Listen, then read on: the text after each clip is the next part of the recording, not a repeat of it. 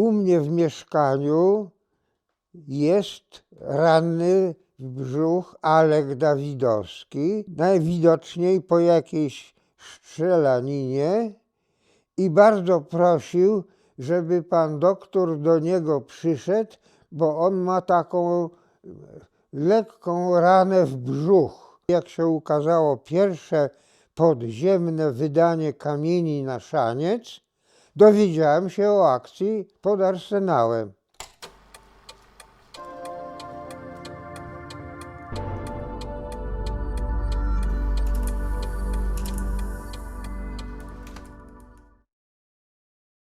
Jestem w domu, ale słyszę jakieś wybuchy w mieście.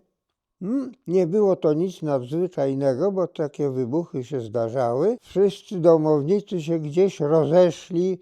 Był tylko taki po hemiplegii, czyli takim częściowym paraliżu, mój wujek, który zwykle tam leżał gdzieś w łóżku, trochę spacerował albo niewiele. Ja wyglądam przez okno w kuchni i widzę, że podjeżdża samochód, co było bardzo rzadkie w czasie okupacji zwłaszcza.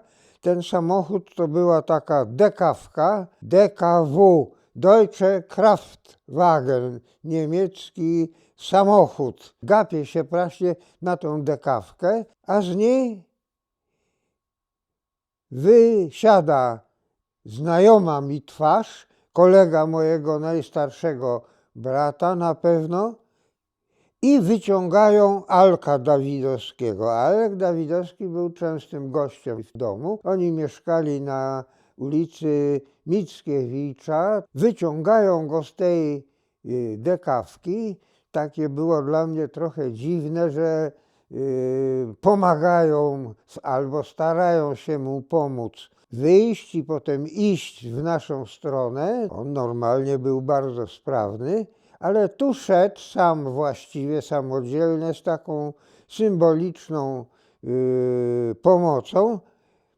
No to ja szybko wychodzę z tej kuchni, otwieram takie drzwi, które były bardzo ciężkie, stalowe wtedy. Zanim jeszcze wszedł do domu, to tak się pyta, czy mogę wstąpić do państwa?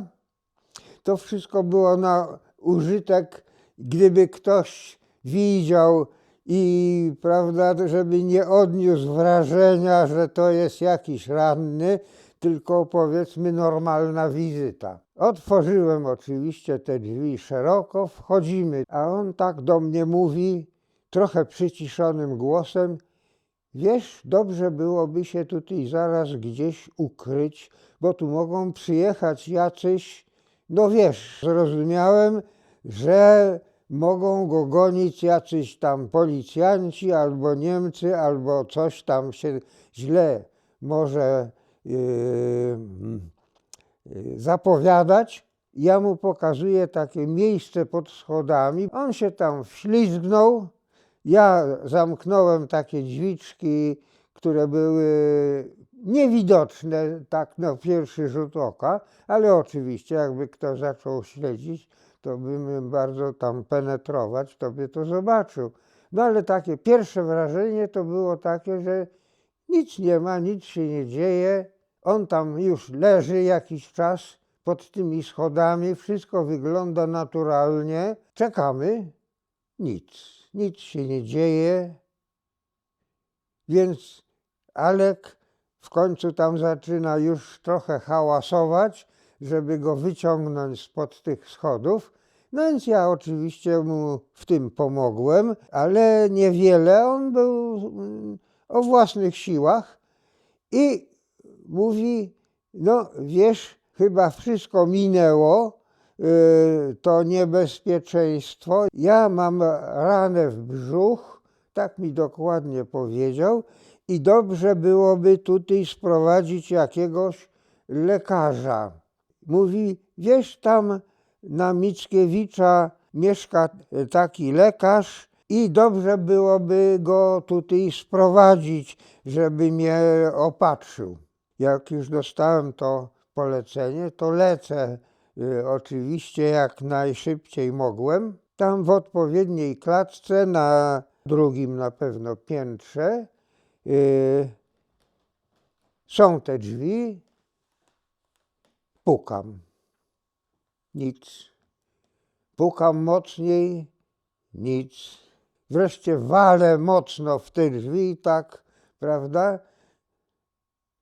Wtedy drzwi się otwierają i ktoś się na mnie gapi. A ja na niego się gapię. Pytam, czy tu mieszka pan doktor taki i taki? A on na mnie, kto ci powiedział, jak ja się nazywam? Skąd wiesz, jak ja się nazywam? I zaczął mnie tak rugać, że ja już myślałem, że nic z tego nie będzie. Więc w końcu, jak on się tak już wypalił,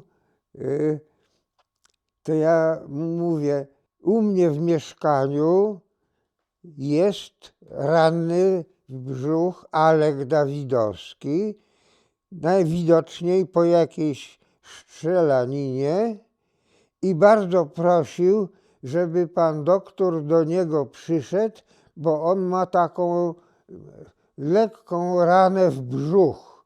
Ja tak chyba użyłem takich słów. Zadał mi parę takich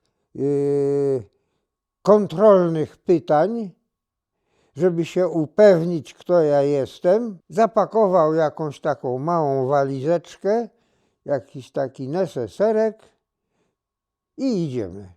Wiesz, tak mówi do mnie w czasie tej podróży z placu Inwalidów do domu, zapomnij, jak ja się nazywam. Zapomnij, bo Siedlecki to pospolite nazwisko, ale imię Eustachy to raczej jest coś, po czym mogliby mnie, rozumiesz, wyśledzić. No, powiedziałem, rozumiem, oczywiście.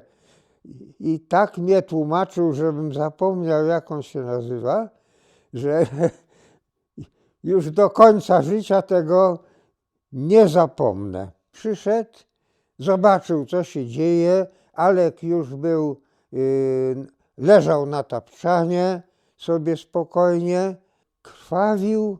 Rana w brzuch ma to do siebie, że krwawienie jest do środka jamy brzusznej, a nie na zewnątrz.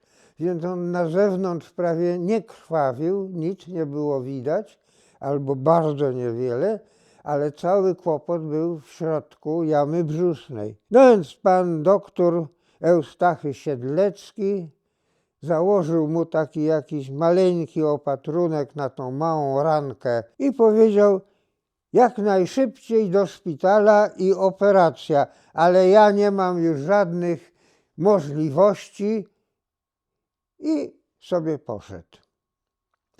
No ale w międzyczasie zaczęło się coś dać. Przede wszystkim schodzili się ludzie. Moi bracia i starsi bracia i wreszcie tam te jakieś dorosłe ciotki powiedzieli, jak trzeba do szpitala, no to wiadomo, my nie mamy żadnych możliwości, trzeba zadzwonić do ojca.